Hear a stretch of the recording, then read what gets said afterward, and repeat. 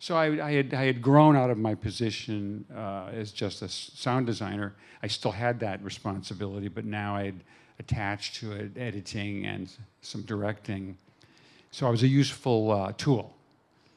As sometimes they say in the United States, you're a Swiss Army knife.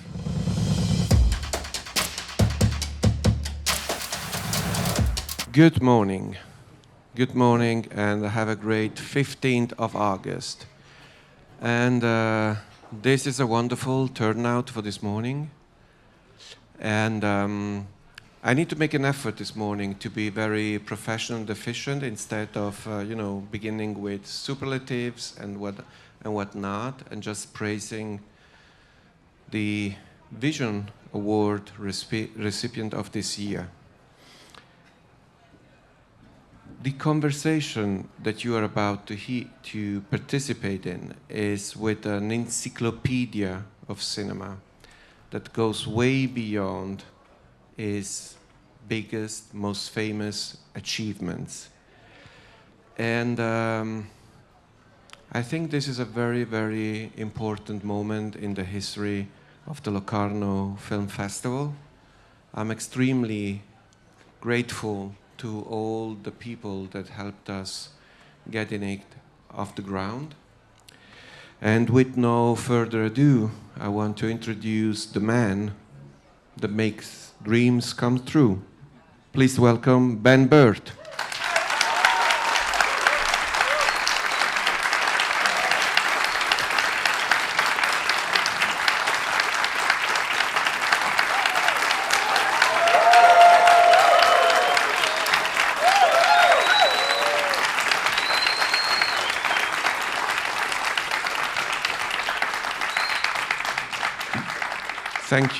Thank you. And the conversation will be moderated by Manlio Gomarasca. There will be also the time to have questions from the floor.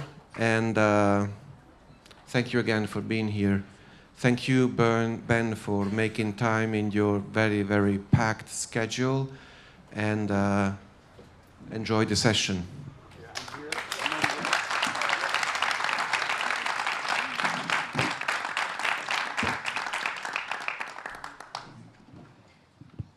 Got to have good sound.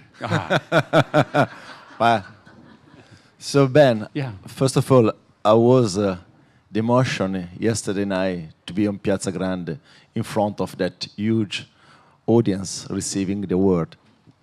What does it feel like? Yeah.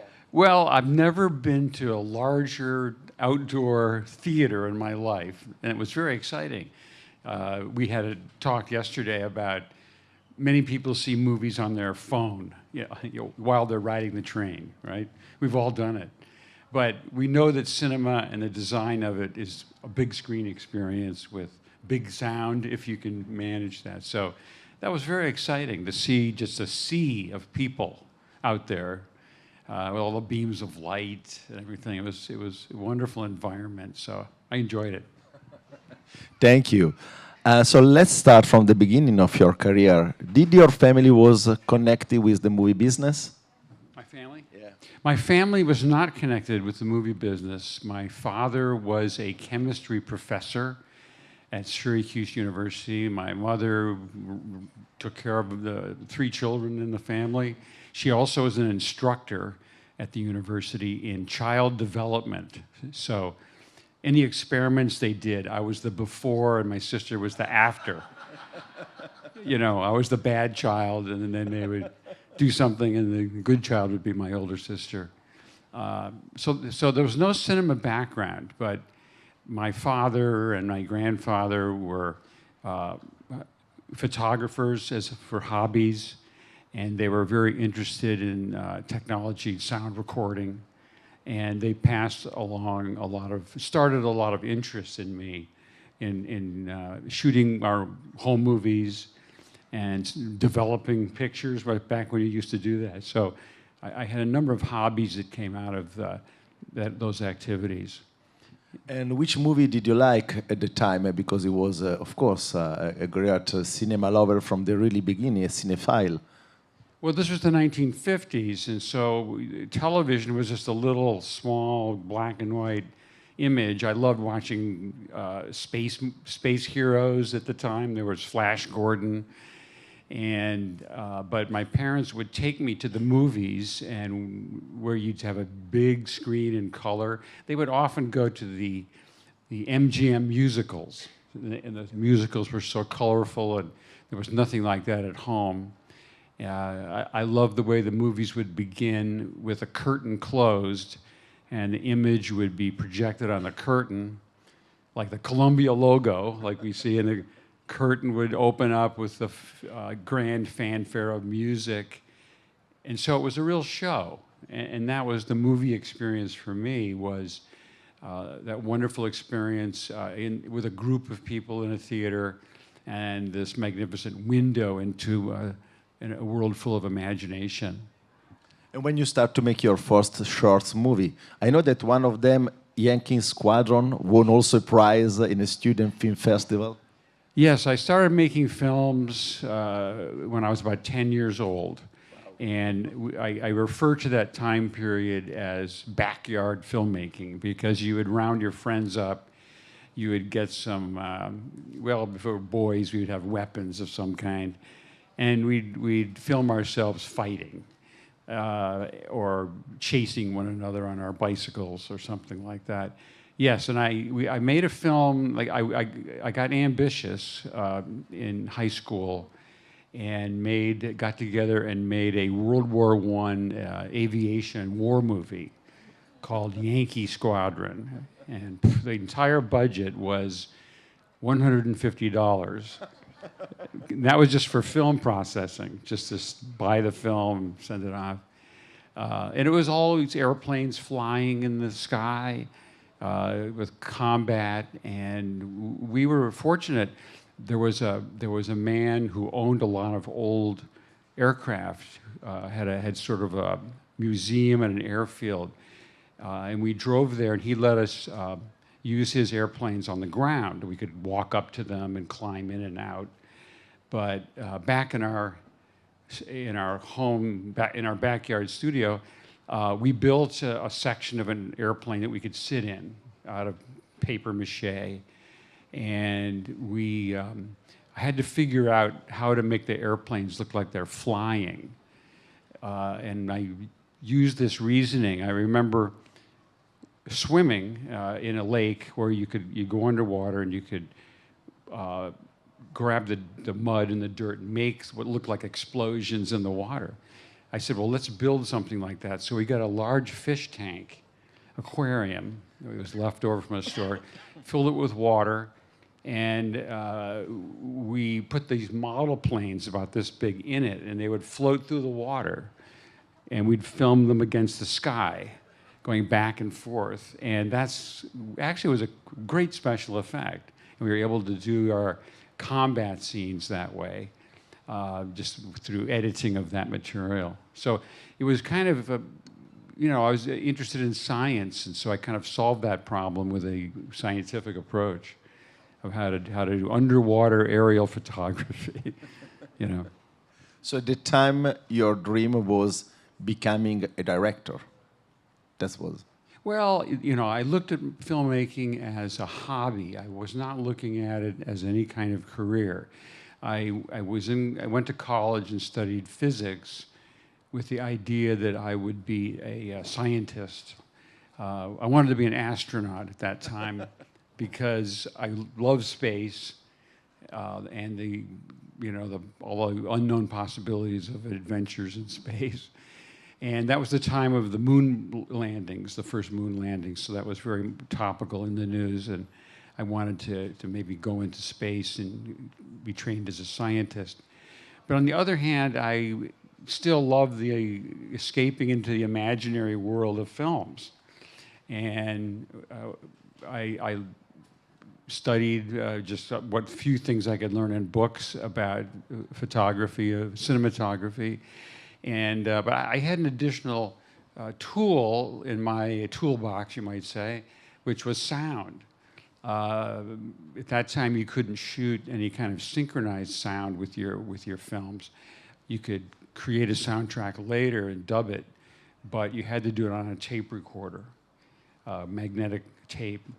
And my father had brought home a tape recorder for me to play with when I was in first grade, 6 years old.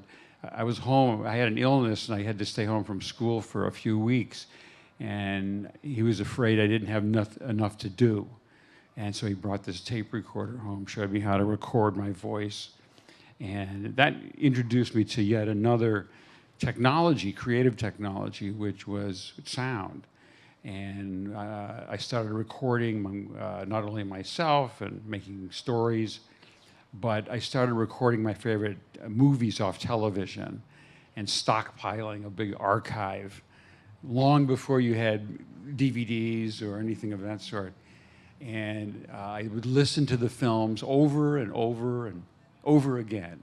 And I didn't know it, but I was learning how the music and dialogue and sound effects in a film completed the illusion, the visual illusions.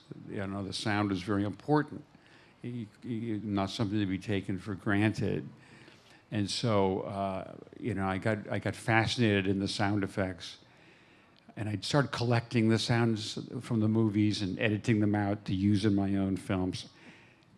I got a little older, I would go to the drive-in movie, you know, the drive-in car, and I would go there, and I'd take the speaker apart and connect to it with my tape recorder, and get a really clean copy of. I remember recording Lawrence of Arabia, of all things, at the drive-in, you know, and some of the James Bond movies at that time, and then I would take those home and study them, you know, and listen to them. Yeah, early pirate, I guess you might say. Yes. I was. Didn't know it at the time, but out of that, I got just very interested in how sound was part of the motion picture experience. And so I once again, it was just a hobby that was beginning to dominate my time, but I didn't consider going into the movies as a job. Your professional career started with a movie like sound designer. I mean, start with a movie called Death Race 2000, directed by Paul Bartel and produced by Roger Corman. How did you come to Roger Corman? Well, when I finished my degree in physics, I decided, I made a film. That film, Yankee Squadron, won a national award. And the judge was Pauline Kael, the famous film critic. And she invited me to New York. And she told me, "You're ready to just be a director, go out and make movies," that kind of thing, encouraged me. I wasn't ready. I wasn't even sure I wanted to do that. But I ended up going to film school at USC Cinema.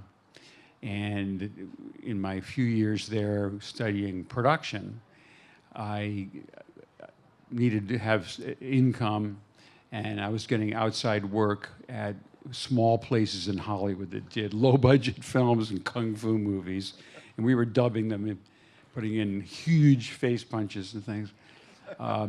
Yes, but one day, a fellow named Joe Dante, who later became a very well-known director, he was cutting trailers for Roger Corman. He was cutting a trailer for a movie called Death Race 2000. It's about these futuristic cars that chase each other across the United States, futuristic. And they wanted sounds for the cars, special sounds. They were kind of partly rockets, partly aircraft. I mean, they were strange-looking vehicles. And so first thing I did was I just went home and I made up a lot of unusual, super interesting car pass-bys, making them out of airplanes and other vehicles and World War II fighter planes. And Joe Dante, who was, at that time, I didn't know he was going to become a famous director. He was just a frazzled sort of, his glasses were kind of, he was just so busy on this moviola. He and Alan Arkush were both serving their time in the trailer department at New World Pictures, which was Roger Corman's company. I didn't meet Roger Corman at that time. I did meet him later in life. but I created, it was the first film that I created sound for that got heard by the public. So, What movie was the Malpitas Monsters? Something like that. It's an horror movie where you are responsible of special effect. I'm sorry, which film? Malpital Monster. I never saw it. Oh, the Milpitas Monster. Oh, yeah. I know, it's always written up with that. It was a very low budget monster film made independently near San Francisco. And the writer of that film was another USC student, so I knew him. And they wanted sound effects for this. They had a big creature that was sort of like an enormous bat. It had wings, and it was like a King Kong suit with wings, basically. And it climbed a large tower. It was a spoof, really, of low-budget monster movies, and they needed sounds for that movie. So I made up a bunch of different, a whole library for them of monster roars and explosions and electricity and things that happened in the movie. That film still plays, actually. It was filmed in Milpitas, California, a very small town outside, maybe 60 miles from San Francisco. And every year they have a screening of that film at the local theater. Still, and that's its only venue. It's I'm going to just say it. It's a crudely made film, but it has a charm. And in fact, they just restored it, and now it's on Blu-ray. So my contribution there was a lot of monster roars. Actually, I was in a hurry at that time, and I used some actual material from King Kong, which I had collected from some of the dinosaurs from that movie had survived the sounds of them on nitrate film, which I found in an archive and copied off onto analog and used it. And then Star Wars, the movie that I think changed your life. How Star Wars come to you? Well, while I was finishing my degree in film production at USC, George Lucas, who had been a student at USC 4 or 5 years earlier, I had not met him. I knew who he was. He was a kind of hero to us because he was a student filmmaker who now was out making movies. And he was planning this film. At that time, it was called The Star Wars, The Adventures of Luke Starkiller. That was the title that I was introduced to. But he had his producer, Gary Kurtz, call USC and say, yeah, do you have another Walter Murch? That's what they said, because Walter Murch had been doing the sound for George. He was also a former student. But Walter was now busy with working for Francis Coppola. So I was a replacement, so to speak.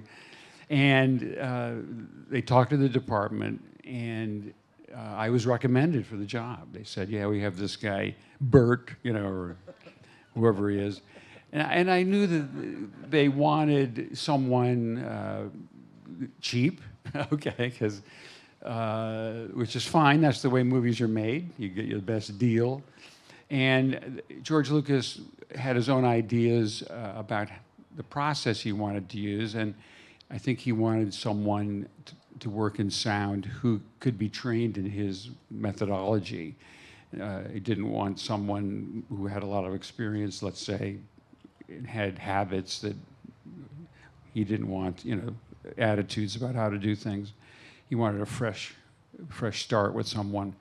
So I was interviewed for the job, and on the second meeting, I met George Lucas, and in his office, they actually had an office at Universal Studios at that time. They were in the Tony Curtis, Janet Leigh bungalow, formerly. And they showed me a wall of paintings by Ralph McQuarrie, who was a concept artist for Star Wars, all these shots of the various spaceships and the Death Star, and there was in particular, a shot of a lightsaber fight between Vader and Ben Kenobi. And of course, I looked at those and I said, you know, I made some of this in my backyard already, you know, when I was a kid. Same kind of idea. So I really felt I understood what that film was all about. And I got very excited. They wanted me to make, they just talked about one sound actually, that they wanted to develop the sound for Chewbacca, the Wookiee, prior to shooting. This is a year before they actually were out shooting. That was the foresight that Lucas had. And they wanted to work on the sounds for Chewbacca so that they knew when they got to the set and filming eventually that they had some idea how the sound and the performance that they'd be directing would work together. Because the Chewbacca costume, the mask had some animation to it. And yet it was limited to just sort of a mouth opening and closing, a little bit like a Muppet at that time. And so the sound had to match up with those kind of facial animation. So I started working on Chewie, and they gave me a script, which is something they don't do nowadays. You never get the script anymore. It's just too secret. But I read through it, and I noticed there were a few hundred other things to be done. Sand people and lightsabers and robots. And I asked them, well, do you want me to work on all of these other objects? And they said, yeah, okay, go ahead. Just yeah, you know, they gave me a nice Swiss tape recorder, a Nagra, and set me off. And I just started making appointments to go to zoos and factories and airfields to record anything of interest. And how did you create that sound effect that changed, in fact, the history of cinema? Is part of our culture now. So like saber, as you mentioned before, the blaster. Well, at the time of making the film, none of us working on the film, including, you know, I'm sure Lucas and Kurtz, had any idea what lie ahead. The focus was on making the struggle really of making one very difficult film because of the things in it that had to be created and done credibly. And no one was thinking we'd be talking about it at Locarno 47 years later. That would have been a joke. You know, how could you make a film that would have such lasting impact? The goal then was to make a science fiction movie that probably at that time would appeal to the audience that went to films like Planet of the Apes or Ray Harryhausen films, the niche audience that was up for fantasy and science fiction. No one expected it to really be a broader appeal. So that all came as a surprise later. And now, tell us, technically, how did you make that kind of sound? The blaster sound, like saber hum? Well, the blaster sounds, it's called now, everybody calls it pew, pew, pew, okay? I didn't name it that, but that's become the description. It came about, I was actually in my recording mode. I used to carry the equipment with me, and my wife, Peggy, we went home for vacation into Philadelphia area during Thanksgiving. And I took my 35 pounds of equipment with me, I just drag it around. And we were hiking with our family up over in a wilderness area, a forest, that had a radio tower at the very top of this mountain with wires, guy wires that hold the tower strong. And we were hiking under those wires when I hit one of the wires with a backpack. And it made a funny pew. Okay, I guess that's the original pew. And I said, "Oh my gosh, that's really fascinating. Let's go back and get that." And so I had my recording gear with me, and I recorded the tapping on those wires. And it was a sound to me that sounded very sort of science fiction-like, maybe a little bit like the weapons in War of the Worlds, the famous classic from Paramount, 1953, the skeleton beam. And I recorded that, and it got me interested in searching for more radio towers. So when I got back to California, I went around and auditioned all the towers I could find, driving up to mountaintops, climbing over barbed wire fences, and going up and tapping and hitting. And I couldn't really quite find the right tower that sounded just right to me.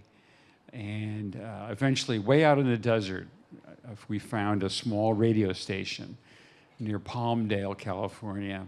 It was just an isolated desert radio station, and it was just a small building with a tower.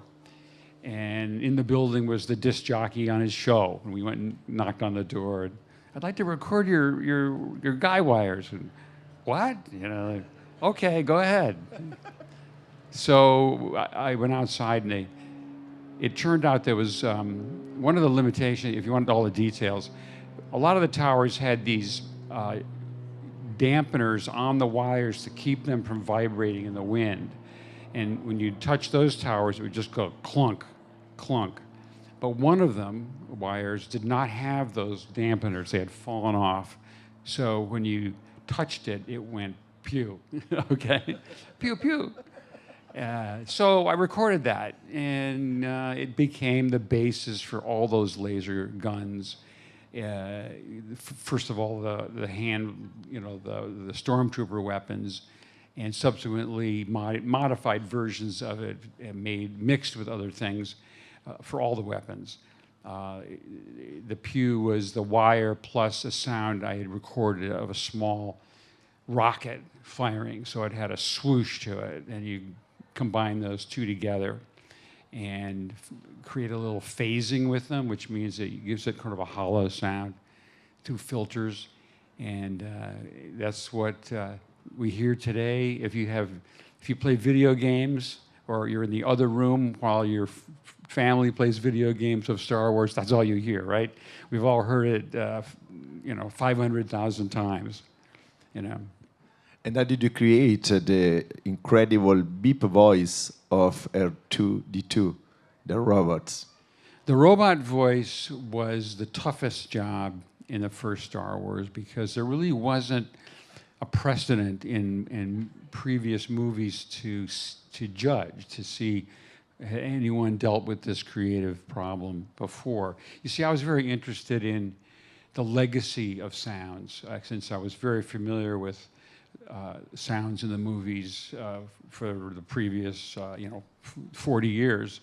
And often when I create a new sound, I think of what's been done before, and did I like it? Does it work?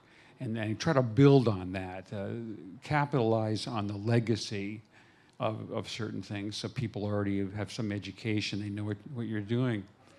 But nothing like that existed for a robot. Although previous robots in movies had a voice, they talked, English, or they'd be dubbed in Italian or French, and they might have a blinking light or a mouth that opens and closes. It was something that told you they were talking. But R2 was just this, like a drinking fountain or a trash can sitting there, no mouth, nothing, and so. How is this going to work? And it was a struggle for a long time. It was the longest term issue in making it. It was the last thing really completed before the movie had to be released. We just weren't sure it was working. Tried lots and lots of approaches.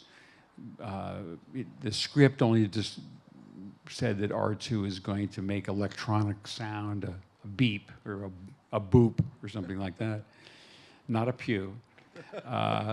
And so I tried many things. At that time, there were on the market several early commercial synthesizers, the Moog, the ARP, a few of those, and I rented machines, tried things out. I figured that we could make electronic sounds would work, and I did make a lot of, tried to make expressive electronic sounds, but they seemed sort of dead. They didn't have a sense of life to it. And George Lucas would come by every few days to the room where I was working, which is the basement of his house. And he would, I'd audition things for him. I'd say, here's a possible R2-D2, and here's another one. He'd give his critique and suggestions, which were good. We found that we were talking to ourselves about R2 and making the sounds ourselves. You know, what do you think? R2 goes over here and beep, beep, beep, beep, he does this. We're like little boys making sound. And that gave us really the idea that, hey, why don't we just do something like that? Let's incorporate that performance into it. So I worked out a way to combine a vocal performance, which ended up being me, with the electronic, and so that they melded together. It sounded like one voice. And the human input allowed a sense of feeling and performance. It gave R2 a sense of being alive. And that was the discovery. We weren't sure it was going to work. Some of the other people on the crew listening were sort of skeptical about this. And, you know, in that original film, it starts with R2 and C-3PO coming down a hallway talking in the middle of a battle with explosions, and neither one has a mouth. They're talking to each other. And there was a real worry that the audience would have no idea what's going on. It was just too abstract. But fortunately, we had a test screening of the movie right down toward the end, and it worked fine. The audience understood. And we were, of course, greatly relieved that R2 seemed to be understood. And that started that whole character from the beginning. And led to many other robots as well. And what about the unforgettable Darth Vader breathing? Well, the script described Darth Vader as being in a life support suit, something that kept him alive. There was some kind of automatic breathing, and there was something, a heartbeat or some kind of electronics that was functioning there. And so I made up different versions of what could be Vader. It had kind of a heartbeat, electronic thump, thump, thump, thump, and a beep, beep, beep, and some breathing. At first, I just used a loop of a recording I had of a monkey wheezing. Okay, all right. And I tried that out in a scene, and it sounded like a walking operating room. You know, with too many things are going on. Vader would come in the scene, and you said, you know, where's the ER?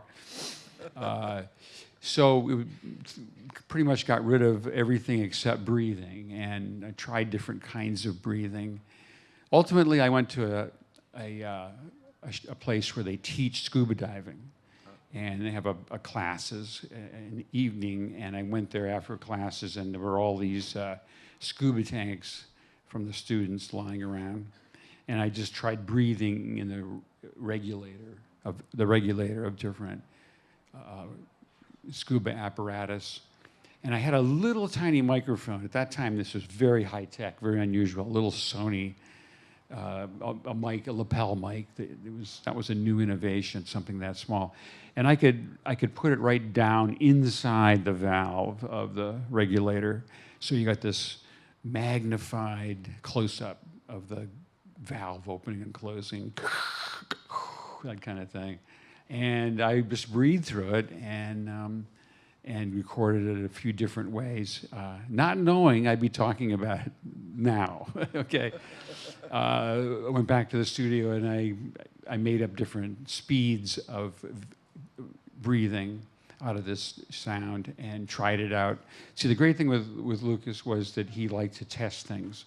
ahead of time. The sound was being developed as the film's coming together, so we had time to put sounds in a temporary mix and evaluate things, see if it made sense, and try new things a few days later until we worked out what worked best.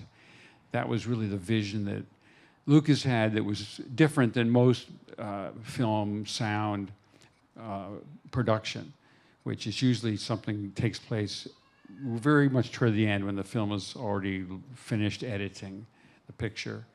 But here we were working sound and picture at the same time. I could try something, and if it really worked, they might go back to the scene and they started adding a little more time for R2 because they knew they could cut to R2 and he'd be interesting. And so the sound influenced the ultimate pacing of the scenes. I mean, after all, R2 had to act with Alec Guinness and be credible. And that was a big responsibility. And so that's the way it proceeded. What is the Wilhelm scream? I knew you'd ask that. I know that. How many people here have heard of the Wilhelm scream?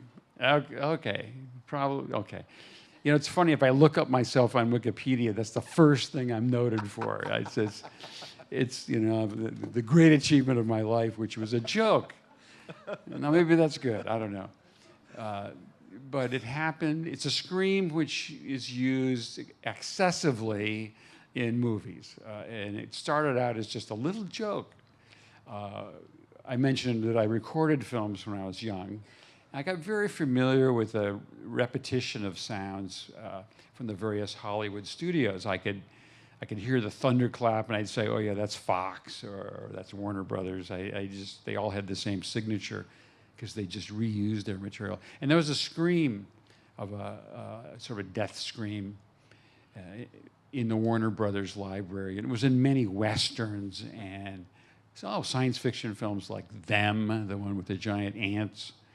And I just thought it was funny that scream showed up, and it's called a Wilhelm because there was one character in a Western named Wilhelm, Private Wilhelm, soldier, and he gets hit with an arrow in the leg, and he screams. And so I call it the Wilhelm. This was a joke between me and a fellow student, ultimately, Richard Anderson, who was another film student I was with. And we started putting it in the movies we worked on as an in-joke. I think the first thing that actually got put in was a trailer for a kung fu movie called The Big Fight. Some guy gets kicked and flies through the air over camera, and we put a Wilhelm in there. We just laughed and laughed and laughed, thinking that was funny. And so I put it in the first Star Wars as a joke, so I knew Richard would appreciate it. And then he had a copy, and he put it in, Poltergeist, and we started planting it in each film we worked on.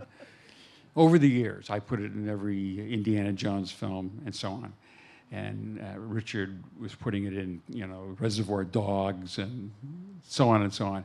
And we'd call each other up. Did you hear it? Aha! And we'd laugh. We thought this was all private until the era of DVDs and the internet, as we know, brings people together for the most trivial analysis of things, because everybody can see things, they can study it over and over again. And one of our friends went public with it. They knew what we were doing and did an article online that sort of exposed us. And then it became a worldwide, global phenomenon, the most influential sound I've ever, been part of. You hear it in commercials, Lord of the Rings, you name it, it's everywhere. I think every sound editor gets a copy, and it's like joining the club to put it in. And I can't stop it, I'm sorry. I tried to stop it. I stopped putting it in the films I was in, and then I'd find out after I left the room, my crew had put it in. It would not, it's like a fire you couldn't put out. And so that's how it is today. It goes on and on, way past you know, you know, 2024, the Wilhelm. And what about the audio black hole? Oh, the black hole, the sonic charges you're talking about? Yeah. That's another famous one, I guess. In Attack of the Clones, there's a scene where Jango Fett drops a torpedo or a bomb off of his spaceship into the path of Obi-Wan's fighter craft, and a huge explosion, and tries to stop him.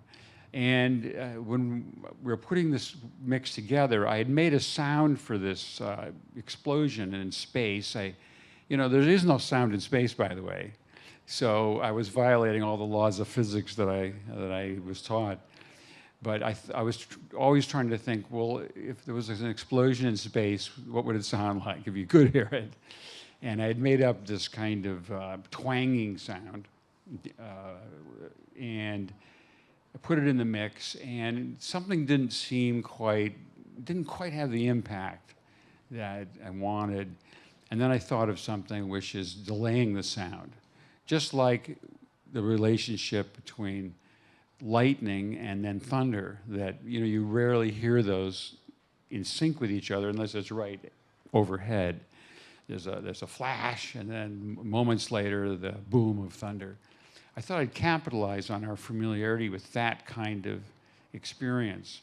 So I delayed the sound for almost a second. It was 21 frames. So those of you out there trying to do it, it's 21 frames, okay? And just have complete silence.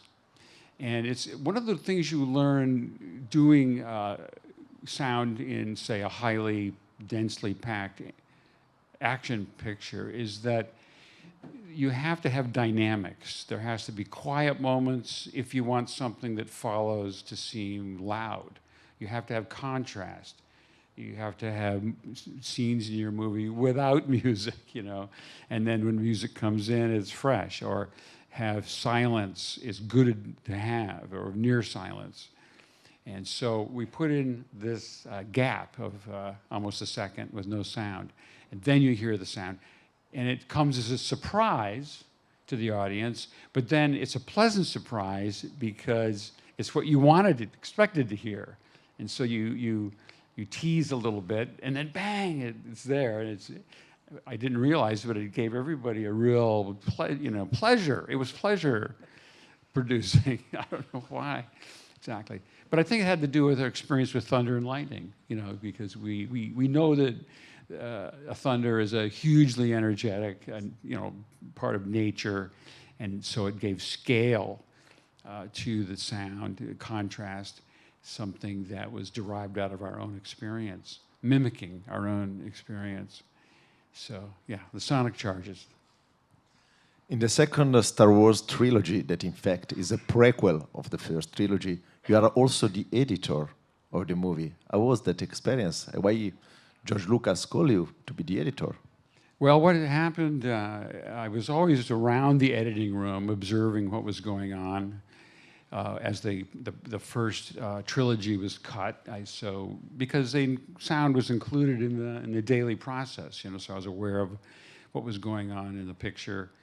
Occasionally I could venture a suggestion or something, But when it came to the prequels, to rewind just a bit, we worked on a series called the Young Indiana Jones Chronicles back in the mid-'90s, a television show dramatizing adventures in the life of young Indiana Jones.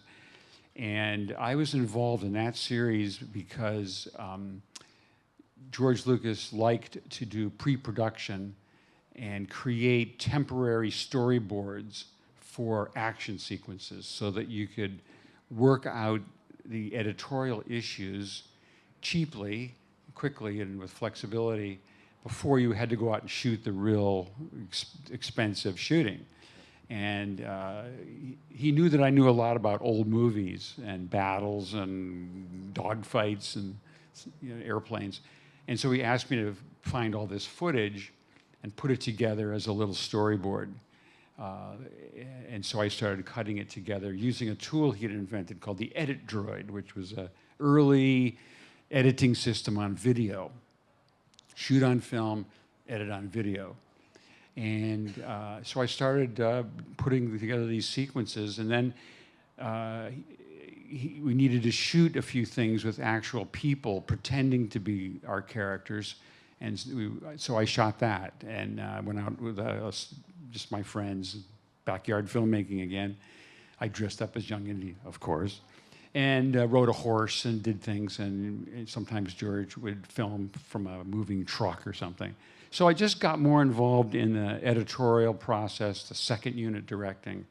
And that just led to, on Young Indy, it eventually led to me directing one of the movies and doing parts, second unit, stunts and visual effects shots for the whole series. So I had grown out of my position as just a sound designer. I still had that responsibility, but now I had attached to it editing and some directing. So I was a useful tool. As sometimes they say in the United States, you're a Swiss Army knife. You know, you unfold the corkscrew and the blade and so on. That's what I was. I was a Swiss Army knife. You know, so they hired an editor to. I started developing the pod race and other things months before shooting, and there were two editors. Martin Smith on Phantom Menace came along, and he started assembling the dailies on scenes, and we kind of split it. I was sort of doing the action sequences and the sequences that were involved a lot of visual effects, and Martin was focusing on the more dialogue-oriented sequences, and eventually we were just sharing the cutting on the whole movie, and it went on, and on Attack of the Clones, I was the only editor. It's a pretty overwhelming job on a film like that to do second unit editing and the sound design. It's not enough hours in the day. On the third one, a really good editor joined me, Roger Barton, and so we could split the editorial task up. Let's talk about a movie, about the job that you did in a movie that really scared me a lot when I was young. It was Invasion of the Body Snatcher. The sound in that movie is so, it's really scary. Again, you know, the screaming. That's right. Yes, Invasion of the Body Snatchers, of course, that was directed by Philip Kaufman, who was friends with Lucasfilm. He and George had co-created the Indiana Jones character for Raiders. And Phil was doing a remake of Invasion of the Body Snatchers, filming in San Francisco. And they wanted this special sounds for the pods. These are the alien creatures that start out as sort of a watermelon, a piece of vegetable, and they turn into duplicates of humans, okay? You know, one of our biggest fears, that you were just a watermelon. But in any case, they wanted some special sounds for the pods. And I was detailed that task. I wasn't doing all the editorial or the mix of the movie. That was in the hands of others. A fellow named Andy Wiskus did a lot of the work on the movie, too.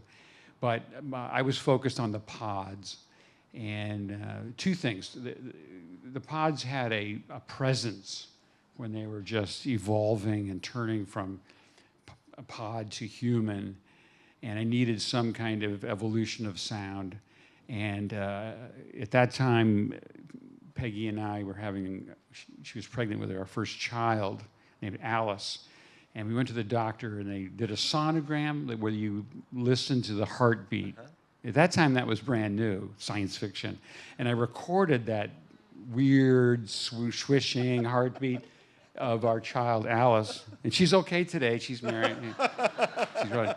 But she was the sound of all the evolution of the pods, you know, the kind of thing. And, you know, always exploiting sound around us. You'd keep that recorder with you. But then it came to the screams. And I had... This sort of started a trend, I think, but I had tried different things. A human scream wasn't good enough. It wasn't weird enough. I had recorded some screaming pigs. And don't ask me how you get a pig to scream, because it's not pleasant for the pig. I didn't do it, but the guy that owned the pig, kind of held it up by its feet. Anyway, it's a great scream, though. It has all kinds of shrieking, whistling to it. And the pig's okay. It went on becoming breakfast for someone eventually, I guess.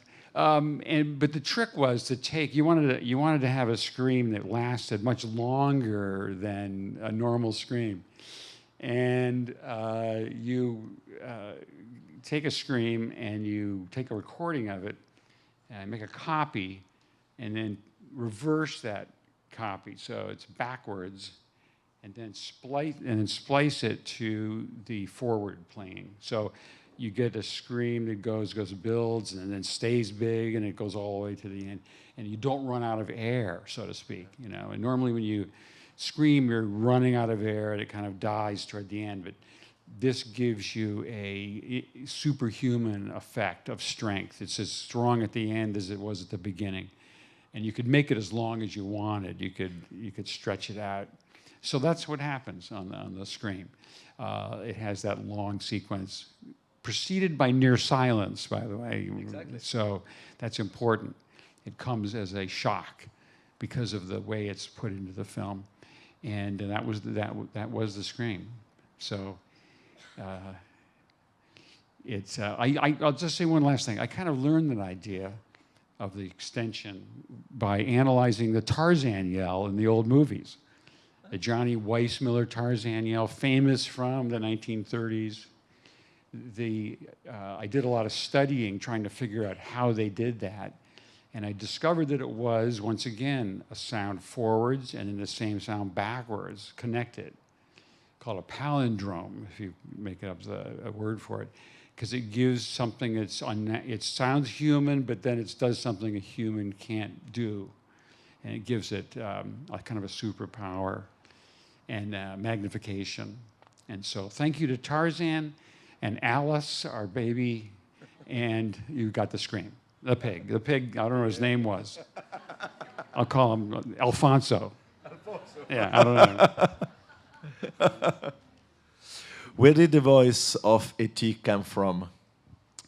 E.T., in the course of the movie, makes a growth from the sounds are very animalistic at the beginning, sort of groans and muttering and soft growling as if it's an animal.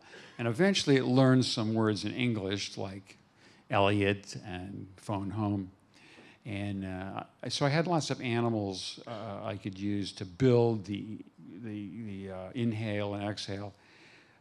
Or for sick E.T., some sick breathing. Thank you, Peg, for getting the flu and being sick in bed, breathing without knowing that I'm recording you. But ultimately, it came down to finding a voice for those words. And Spielberg, we first had in mind getting someone who could do interesting impressions, strange voices. We listened to some different performers doing it, and it was okay, but you could still detect that it was a person. And, we wanted something that had completely detached from being a human. One day, I was in a camera store near a block away from where our little studio was, I was buying some film, and I was in one corner of the store, and I could hear this strange voice at the counter. I couldn't see who it was initially. A voice saying something like, "I'll use my credit card." Something like that. And I said, "Oh my gosh, that's E.T." You just ding. And so I looked around, and it was a woman. Who later, her name was Pat Welsh. She was a local resident in her 60s. And as she said later, her voice was this way because she had smoked, for 50 years. She wasn't embarrassed, I guess. But I waited outside on the sidewalk until she came out of the store, and I said to her, I work for Lucasfilm. I make special sounds. Would you like to be an alien in a movie? Okay, it's a great line, you know, picking someone up. But anyhow, she thought about it, and she said, "Well, I always wanted to be an actress, you know." And so she checked with her husband, and he looked Lucasfilm out to make sure you weren't just, you know, some kind of terrorist organization or something. And he let her come down, and we recorded her. And I started running her through the paces, and getting her to speak a certain monotone fashion. See, the thing about her voice was that if you didn't see her, you didn't really know the age or the gender of the source of this sound. And that was key to making it give the illusion of it being an alien of some kind. I'd done the same technique in Return of the Jedi for the Ewoks. We had gathered together a group of women who had lower than average natural pitch to their voice. And it just, you can slow those down and you can play with it a bit, and it becomes very effective in terms of the illusion for the audience. They don't hear it as a child or an old man or a woman, something. It becomes a mystery, and that's good for creating an alien voice. So Pat did the recording. Spielberg had an interesting idea that he didn't want to know what I was doing. He just wanted to hear results. In other words, he was in Los Angeles, I was near San Francisco. He would send a scene up from the movie, a temporary, 2-minute long scene they're cutting together. And I would put sounds in it for E.T. as an audition, send it back. And then he could see it and hear it in the context of the movie. And not being aware of how it was done, he could put himself in the perspective of the audience. Yeah. So that was good. That was a smart thing to do, because if you tell somebody how you did it, they often can't get beyond the trick. They'll just hear it for, it's a pig, or whatever. So that's how we worked it. He liked that particular voice, and so I went ahead and worked with Pat for a number of weeks, and fine-tuning the different performances. And we would build things into her words, a strange little animal's exhale. We had some nice recordings of a pleasant little sea otter. It's a little mammal that swims in the river. I had a friend that owned one. I mean, there was you could record it. It also did the shrieks for E.T. when E.T. was scared. Yeah. Slowed down a lot. And so that's really the process for coming up with that voice. So it was another alien creature to put on the finished list. I was working with Spielberg and Lucas on the Indiana Jones series, from the Ride of the Lost Ark until the last you made. Well, the Indiana Jones series, particularly the first 3 films done in the 80s, we're showing the 3rd one today, by the way, Last Crusade. I have to, anytime those titles come up, I think of the word fun. And it was the same I observed with Lucas and Spielberg. This was a genre in a time period that they both loved. It had, adventure, it had romance, it had comedy, and it had serious action, with a bit of magic associated with whatever artifact Indy's after. So it's a wonderful combination for entertainment, escapist entertainment movie. And so there were a lot of smiles, I thought, on everybody's face working on those films. It's not something you normally always see. Spielberg, of course, was a terrific director to do. We all know the works that he's achieved time and time again. I used to ask him, how do you do that? You come up with these ways of moving the camera that you just cover everything, but you're not aware of what's going on. It's just, and he said, like, well, yeah, I don't know. I just do it. It's something like that. He was brilliant. And of course, George was behind the whole thing because he had shaped the character. And it was a collaboration that really worked well because in good collaborations, you have there's always a bit of tension, a little conflict.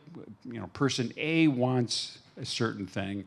Person B says, no, you can't do that. I'm trying to think of an example, but they would trade things off. Oh, okay, you can have the boulder scene if I can take out the Jeep scene or something. You know, there was negotiation, and it really, in seeing that film, those films that evolve, it worked to an advantage that each one was kind of editing the other.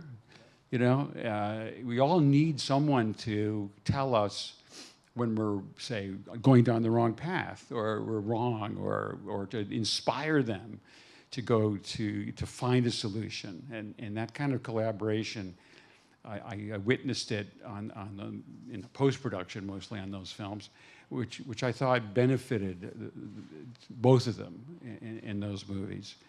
And of course, those of us in the sound department, we were once again given the opportunity, I was, prior to shooting and during the shooting, to really build a library of sounds that were needed in the movie. That we gave us the time and the budget to go out and record airplanes and freighters and go out on ships and record all kinds of weapons and re-record all kinds of weapons and then do more weapons.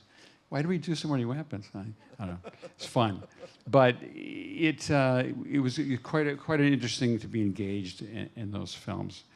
Once again, you know, like with the Raiders, we did the first one, you know, you probably could have found most of the sounds you wanted, sound effects, in existing libraries in the studio. You could have found crashes and cars and face punches, but I wanted to take it further than that. I wanted to build on those wonderful legacy sounds, but magnify them, bring them into the modern technical age of full range Dolby recording and stereo.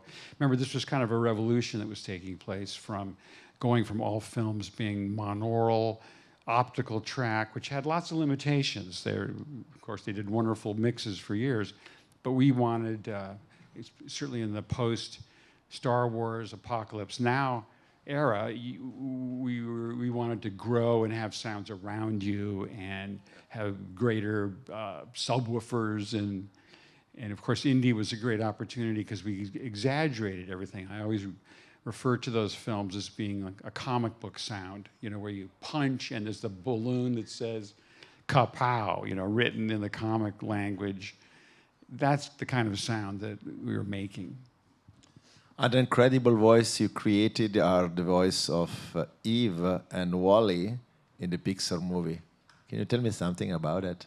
Well, Andrew Stanton, who was the creator of the Wally character in the story, he apparently jokingly referred to his movie as the R2-D2 the movie. He sort of wanted to develop a very affable robot character that didn't speak or had very limited speech, that was mostly sound effects of its body moving and a few strange kind of vocals.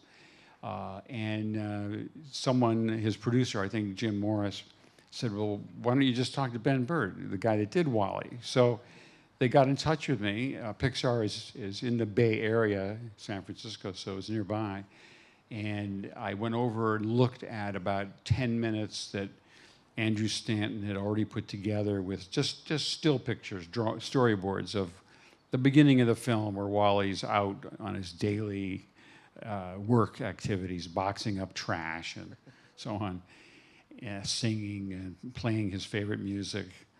Of course, I was inspired by it. And I thought, well, here's a great challenge. And I took it on. And this was a few months before they had to actually green light the project. I didn't figure that out later, but there was some doubt at that time.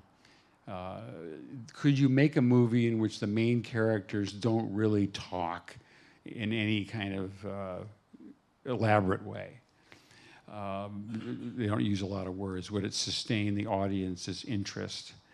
The original intention in the film that I started working on was that there was no spoken language in the film that you would understand at all.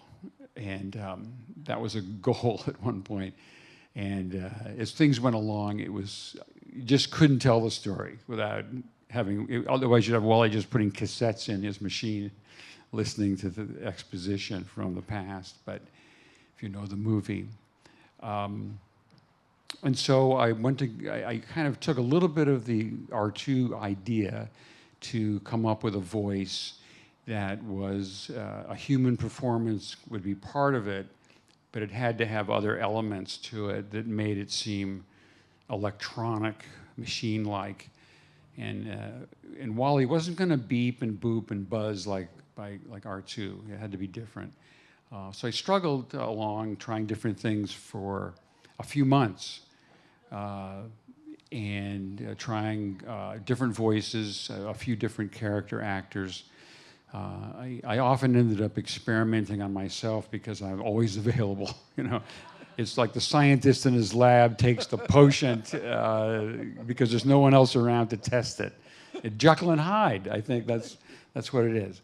And so I took the potion and turned into Mr. Hyde. But it eventually ended up, I had a program, it was a kind of sophisticated music program called the Kima. And it had one sound in it, a process where it would synthesize a voice, but it didn't do very well. The voice had artifacts that it had funny distortions in it and extra noises that are not, it didn't work perfectly as a voice, as a pure voice. But I took advantage of the fact that the artifacts and mistakes in it were useful and interesting and could be used. And I worked out a process where you could record sounds, starting with my own voice, and then process them a second time and do a re-performance where, as it plays back, you can stretch or compress or re-pitch in real time the sounds. So you can take the word, you know, Wally, and then you could make it Wally. You know, you could. It's not bad, actually. You know, but it had a sort of an envelope of electronic noise around it, gave it a texture that made it so it wasn't human, and that's what really worked. And of course, it was in combination with his arms and his head, little motors, his treads. Everything was part of his expression. The idea was to always give the impression of what Wally was thinking through sound. You know, just as if you were playing a musical instrument and you wanted to make little phrases of music which indicated the feeling for what kind of communication was taking place. So essentially that was it. Okay, just one question, then I leave the audience my question. There is a movie that I really like that is not maybe so famous, that is Dark Crystal. And you make an incredible job there. There are no human being there, and then you have to invent a lot of sound effects. Can you tell me something about Dark Crystal? Well, I think in the end, a lot of what I wanted to do wasn't in the film, but I made up a library. Once again, they sent me a number of scenes, especially the environments, the sort of jungle, the forest, and this. And this was Frank Oz and Jim Henson were directing the film. And my task was to give them a library of choices that they could make. And so there were sounds for different characters. I remember the Skeksis, I think, was the one.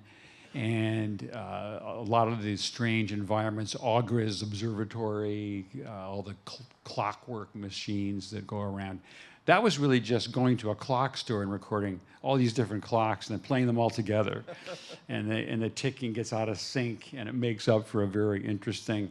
Oh, I know what it was. It was an ancient antique clock that had a little bird figure would pop up and move around on a little track. So you got all this springs and clicking, and I just made montages out of that. But I'll tell you one funny thing that happened on that film. I went to England where the film was being shot to have a meeting with Jim Henson and Frank Oz. And I arrived jet-lagged, of course. I was taken directly from the airport to the studio. And it was the end of the day at the studio. And I said, well, I'm supposed to say hello to Jim Henson and Frank Oz. And they said, oh, they're in the theater watching dailies. You know, that's the film that they had just shot the day before. Now, I knew their voices only as Sesame Street characters, you know, happy, kind of, you know, carefree, interesting characters. And so I went in, they let me go into the theater, and I sat in the back, and there was nobody there except I could see a silhouette of Frank and Jim Henson watching their dailies. And they're being really critical of their dailies, like, oh, God, was it a 5.6? It should have been a 2.8. That's out of focus. Oh, and they're being directors, you know. They're critiquing their work. They're seeing what they didn't get, and they sound like Burtt and Ernie. That was the problem. I think that we should shoot this tomorrow. Well, I don't know. Yeah, I think you know, and I just couldn't keep it. I just couldn't keep a straight face because Burtt and Ernie were making a movie. And I was part of it. Anyways, they were very, I don't know if this tell you that, they were extremely talented. I knew Frank Oz better because he was Yoda, and you know, had many encounters with him as we did Yoda over the years. So that was that. Ok, avete domande? Una lì. Everybody's afraid.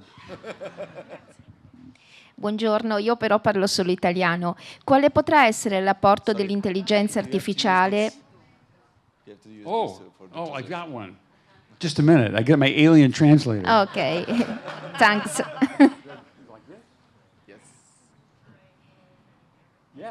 Buongiorno, grazie. Io volevo domandare quale potrà essere l'apporto dell'intelligenza artificiale al sonoro nel cinema?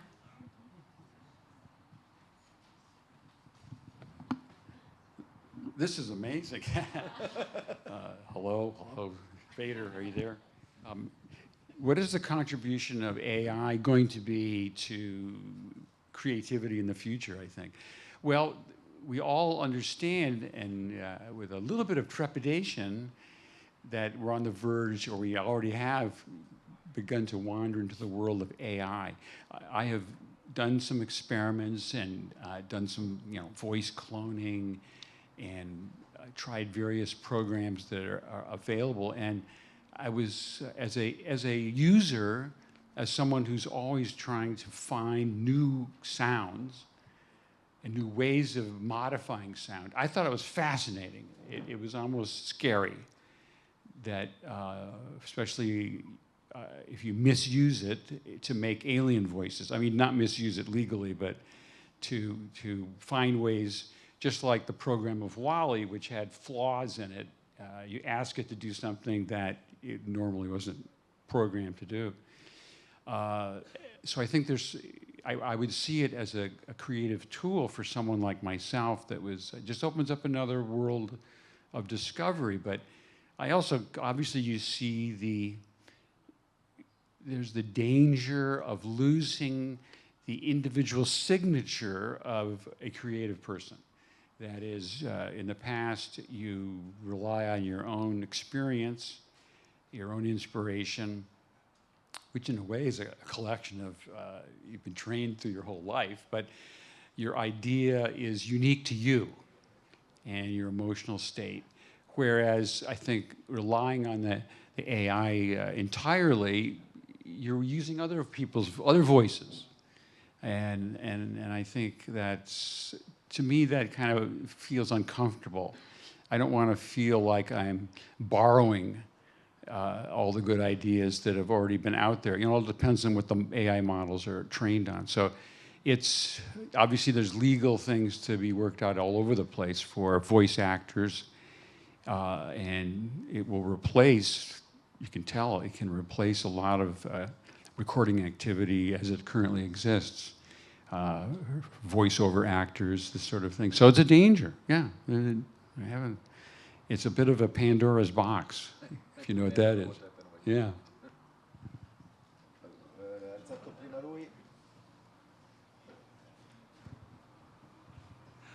You're sitting on magnificent sofas. What kind of sound would you assign them? This sofa would be a bell tree, you know. Oh, I know, sort of like the beaming sound from Star Trek. You know, I'm just comfortable, like that, you know. Optimistic angels. Okay?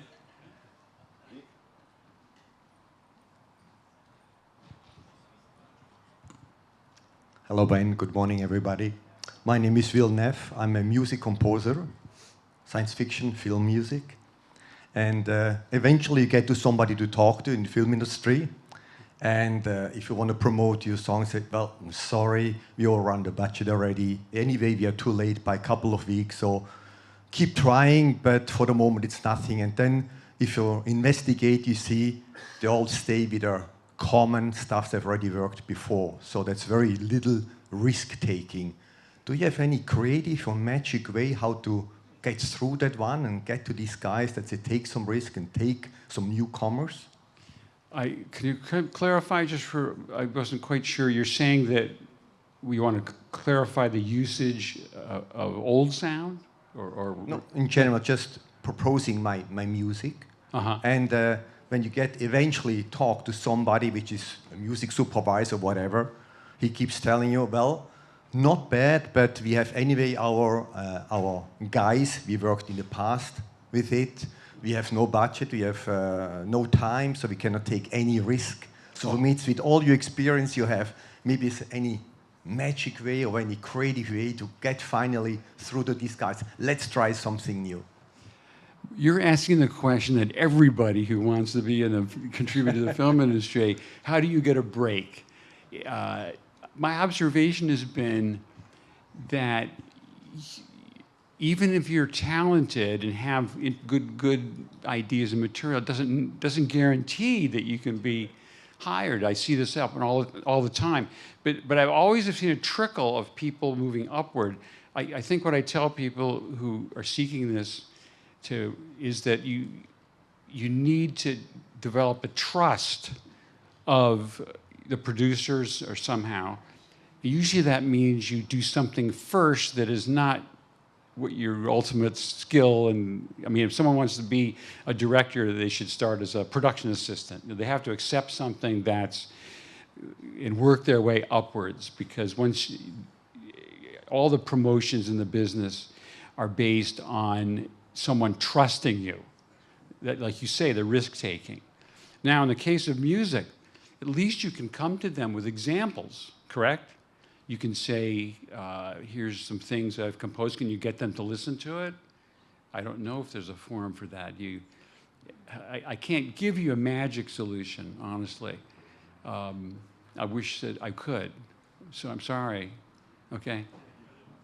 Ok, un'ultima domanda qui davanti. Like still need a universal translator? So if I will start to cry randomly, please, it's normal. Can I record it? Yes. So first of all, thank you for the childhood sound. You know, it's been a journey. You know, with Star Wars, from playing in the park, to study your work in film school, and I think that the sound of the seismic charge in episode 2 is breathtaking. You know, it's the most beautiful sound that I ever heard. And but I know that you have cameos in Star Wars. You are part of the Star Wars. You're leaving the Star Wars, to quote How I Met Your Mother. You live the Star Wars. You know. And how does that happen? How you were talking to George Lucas and you said, "Oh yeah, I want to be a character like in Episode 3, where you're part of the alien race." And Well, you know, you don't tell George Lucas what you want. You know, as good a person as he is, and he's the boss, the benign dictator, you have to earn trust from people, and it's a slow process for me over a decade or so to just be on hand to follow his suggestions and present him with choices creatively, and first in sound, and then later demonstrating that you know a lot about film history, and you can find footage to be used in storyboards and things of that sort. It develops over time. I think that you know, there's a difficulty, and I faced it too. Sometimes you are just defined as having one position, one talent, and that's all that's all you're going to get, despite the fact you have ambitions to have more power, I guess. You know, for me, it was interesting because when I was doing sound, I thought, oh, darn it, it's too hard. If I was just the picture editor, I could then control the sound more because I could adjust the picture cutting. And so then I became a picture editor, and I thought, gee, if I was just the writer, I could have made the story different so the editing would be easier. I got a chance to do some writing. And then I thought, well, if I was just the director, then I could really be in complete control of everything. So you keep wishing for the next level, and I suppose that was evident in my behavior that you know, in between the Star Wars movies, I was working on smaller things, documentaries. Some of them I directed myself. I was helping develop tools like the Edit Droid. I was sort of a test pilot cutting on this very primitive system that would break down and needed testing. So I had demonstrated an aptitude for doing different things, and I think that just got recognized. But you know, but once again, you always think that you need more power to be happy, and it's a lesson. I guess you never learn to stop thinking that, because I watched, you know, the people in charge, and there's a lot of suffering too, because there's always restrictions on what you can do. No film is free of budgetary and time issues. You know, you think, well, if I could just be Steven Spielberg, I could do anything I want. Well, that's just not true. You know, they have to adhere to limitations. Limitations are good because it forces you to focus on what's the most important thing in your film concept or in the cutting of a scene. You don't want to have endless chances to keep going over and over it. You need to be concise, and having limitations forces you to sharpen your goal. What is this? What's really important at this moment? I remember an example when I was directing a Young Indiana Jones show. I had a scene where Indy was going to talk to a French general in World War I and get instructions about a spy mission. And we were filming in this beautiful old rundown castle in the Czech Republic, an old, you know, 17th century room, furniture and paintings. And I laid out this elaborate scene where they walk this way and talk, and they go over here and they sit down, and then there's a dolly shot. You know, I'm thinking I'm being the big director. I'm going to have all this elaborate. I'm going to be Steven Spielberg, you know. And so just before we're ready to go shooting, there's the power goes out. All the electric power is out. So we can't have any of the lights in the in the room, but we have to shoot the scene. So we have a generator that would power one lamp. So we put this on a table and have Indy and the general sit at the table with the map, and the light bounces up onto their faces, and shoot the whole scene that way. And it worked great. It was simple. It was all you needed to do. It had an atmosphere. It was not overly complex. And so that limitation ended up teaching me a lesson that it isn't all about trying to show all your tricks and be baroque in your approach to something, but rather the scene was about what they were going to say, and they pointing to the map, and that's all it was. And fortunately, we ended up with that. It worked fine. So, did that answer your question? I don't know. Thank you. Bene, non abbiamo più tempo per le domande, ma oggi alle 4:30 saremo a presentare Indiana Jones e l'ultima crociata Rex.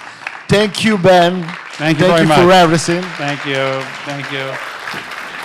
It was a great talk. Yeah, thanks a lot.